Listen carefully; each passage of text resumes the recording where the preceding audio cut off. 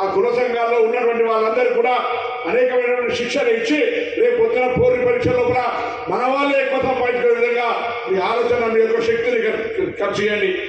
కొందరికి బుద్ధి బలం ఇస్తాడు, కొందరికి సమయాన్ని ఇస్తాడు, కొందరికి ధన బలం ఇస్తాడు. బుద్ధి ఉన్నోడు బుద్ధి ఇవ్వండి, ధనం ఉన్నోడు ధనం ఇవ్వండి, సమయం ఇచ్చేవాడు సమయం ఇవ్వండి. మూడు తీసుకొని దేవుడు పెట్టుకొని సంఘాన్ని పనికి రాకుండా పోతే ఎవరు కూడా ఇలా జ్యోతిబా పూలే ఆనాడు నాకెందుకు లేనుకుంటే ఇలా మనం ఇలా ఇక్కడ దండలేసేట్టు ఉండే వాళ్ళం కాదు. మీరు కూడా ఇక్కడ నుండి వచ్చిన వాళ్ళు చాలా మంది వేల కోట్ల మంది పుడుతూ ఉన్నారు, జీవించి నశిస్తూ ఉంటారు. కానీ చరిత్రలో ఒక పేరు ఉండాలి.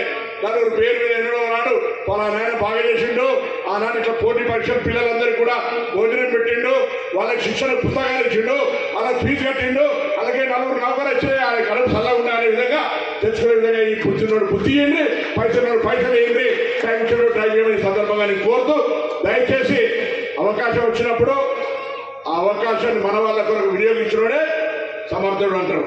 కాబట్టి తప్పకుండా నేను మీకు ఈ సందర్భంగా విశ్వాసం ఇస్తా ఉన్నా.